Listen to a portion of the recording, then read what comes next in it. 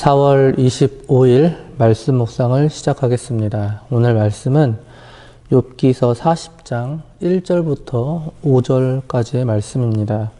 오늘 본문은 욥과 하나님의 대화입니다. 욥은 지금까지 하나님을 애타게 찾았습니다. 자신을 고난의 위기 가운데 처하도록 내버려 두신 하나님께서 어디 계시느냐고 애타게 찾았습니다. 그리고 이해할 수 없는 그분의 섭리에 대해서 심경을 토로하기까지도 했죠. 하나님은 울부짖는 욥을 바라보시며 그동안 어떤 생각을 하셨을까요? 자신을 알아주지 않고 이해하지 못하는 욥에게 분노하셨을까요? 아니면 욥에게 실망하셨을까요? 혹시 욥에게 그런 환경에 놓이게 한 것에 대해서 조금은 미안한 감정이 드셨을까요? 잘은 모르겠지만 세 개의 질문 모두 노였을 것입니다. 하나님은 욥에게 분노하지도 않으셨고 욥에게 실망하시지도 않으셨습니다. 욥에게 미안한 감정도 없으셨을 것입니다. 왜냐하면 하나님은 누구보다도 욥에 대해 잘 아셨기 때문이죠. 욥을 창조하신 하나님께서 그를 누구보다도 잘 아셨습니다. 자신에 대한 욥의 이해도가 얼마큼인지를 잘 아셨습니다. 또한 미안해하지도 않으셨습니다. 왜냐하면 앞으로 욥이 경험하게 될 하나님 나라의 영광에 비하면 욥이 현재 처한 고난은 아무것도 아니었기 때문이죠. 욥은 현재의 고난을 통하여 하나님 나라의 영광을 맛보게 될 것이기 때문에 하나님은 전혀 욥에게 미안해하지 않으셨을 것입니다. 하나님은 변론을 요청했던 욥을 친히 만나 주셨습니다. 그리고 그에게 말씀하셨습니다. 그 말씀을 통하여 욥은 하나님의 무한하신 섭리와 주권적인 능력을 깨닫고 그에 대비되는 자신의 무능함과 어리석음을 발견해야 했습니다. 하나님의 섭리 앞에서 온전히 순종하지 못하고 불평과 한탄을 말했던 자신의 신앙적 한계를 깨달아야 했습니다. 왜냐하면 욥이 지금껏 고난을 겪어야만 했던 이유가 바로 여기에 있었기 때문이죠. 욥은 지금껏 너무나도 착하게 살았습니다. 정직하게 살았습니다.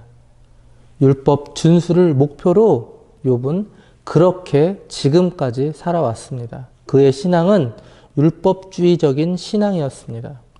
그는 율법을 완전히 지키면 구원받을 수 있다고 생각했습니다. 그런데 그것이 아니었습니다. 욥은 그게 아니라는 사실을 깨달아야 했습니다. 그에게 구원을 입히시는 근본적인 주체는 예수 그리스도의 한없는 은혜임을 깨달아야 했습니다. 하나님께서 욥에게 나타나신 이유는 이것을 깨닫게 해주시기 위함이었죠. 하나님께서는 38장과 39장을 통하여서 욥에게 질문하셨습니다. 이제 그 말씀을 근거로 더 이상 변론할 말이 있으면 대답해 보라고 촉구하고 계셨습니다. 하나님은 자신의 무한하신 섭리와 공의로운 주권 앞에서 자신의 의를 주장하며 변론하고자 했던 욥 자신이 얼마나 어리석고 교만했는지 이제라도 분명히 깨닫고 회개와 복종하기를 원하셨습니다. 1절과 2절입니다. 여호와께서 또 욥에게 일러 말씀하시되 트집 잡는 자가 전능자와 다투겠느냐 하나님을 탓하는 자는 대답할지니라. 트집 잡는 자, 하나님을 탓하는 자는 바로 욥이죠. 하나님은 욥에게 대답해 볼 것을 촉구하셨습니다. 그동안 자신이 무죄함을 주장하며 친구들과 논쟁해 왔던 이 욥의 태도에 문제가 있었음을 욥은 반드시 인지해야만 했습니다. 다투겠느냐, 싸우다, 논쟁하다, 경쟁하다라는 뜻이죠. 욥은 지금까지 하나님과 싸우고 있었습니다. 그러나 욥의 지혜와 순전함으로는 결코 하나님과 항변하여 싸울 수 없습니다. 따라서 욥은 하나님 앞에서 변론하겠다던 이 태도를 바꾸어 조용히 침묵하기로 결심한 것입니다.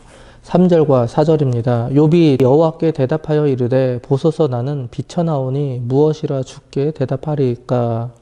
손으로 내 입을 가릴 뿐이로소이다.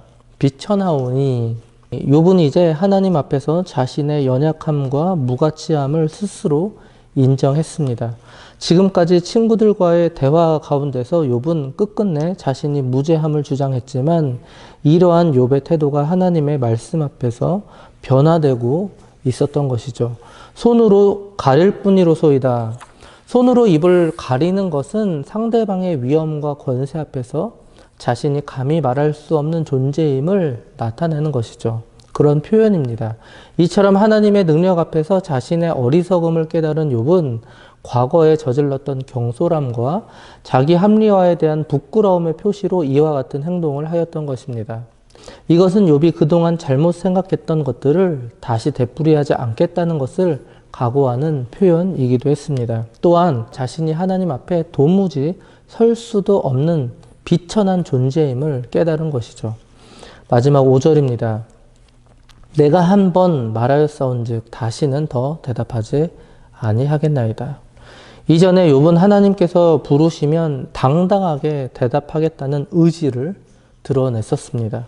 그리고 하나님께서는 욥의 이 말씀을 기억하고 계셨죠. 욥기 13장 22절을 보시면 그리하시고 주는 나를 부르소서 내가 대답하리이다. 혹 내가 말씀하게 하옵시고 주는 내게 대답하옵소서. 당당하죠. 그러나 이제는 그러한 생각들이 잘못되었음을 알고 잠잠히 침묵하겠다고 한 것입니다.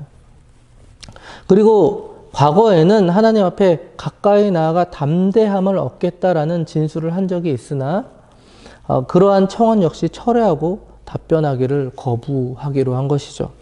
욥은 하나님 앞에서 어떠한 대답도 쓸모없는 것임을 인정하였습니다. 그러나 이것은 아직 완전한 참회의 고백이 아니었습니다. 하나님께서는 이러한 답변을 원치 않으셨습니다. 욥은 단지 자신이 미천한 인간으로서 함구할 뿐임을 밝혔죠. 욥은 아직도 하나님의 의로우신 섭리와 주권에 온전히 순종치 못했습니다. 그는 여전히 하나님의 공의를 확신하지 못했습니다. 이러한 욥의 반응은 여전히 하나님께서 의로운 자신을 부당하게 내버려 두신다라는 그런 불만의 찌꺼기를 남겨 놓았습니다. 결국 6절부터 이어진 본문에서 하나님은 다시 직접적으로 욥을 책망하셨습니다. 욥은 또다시 하나님의 천둥 소리와도 같은 책망의 말씀을 이어서 들어야 했습니다. 말씀을 마무리하겠습니다. 욥의 입은 침묵하였습니다. 그러나 마음속으로는 여전히 자신의 의를 고집하였습니다. 우리는 말씀을 통해서 욥이 상당히 엎드렸다고 생각할 것입니다. 그러나 하나님의 눈에는 아직 멀었습니다. 교만이란 겉으로 드러나게 하나님을 대적하는 것만이 아니라 마음 깊은 곳에서 아직도 자신의 뜻이 주장되고 자신의 기준으로 하나님을 판단하려는 은밀한 것까지 포함하는 것이죠. 하나님은 욥의 중심을 보셨습니다. 욥은 단순히 입을 가리고 있는 것에서 멈추면 안 됐습니다. 욥은 교만한 자신의 마음을 철저하게 하나님 앞에 내려놓는 자세가 필요했습니다. 사랑하는 성도 여러분, 우리도 마찬가지입니다. 여전히 자기 의를 고집하며 은밀한 중에 찾아오는 교만의 죄를 경계해야 합니다. 나의 잘못을 인정하고 그 즉시 죄의 자리에서 완전히 돌이키는 철저한 회개의 자세가 필요합니다. 단순히 손만 드는 항복의 자세가 아니라 철저하게 마음을 그의 발 아래 쏟아놓는 회개가 필요할 것입니다.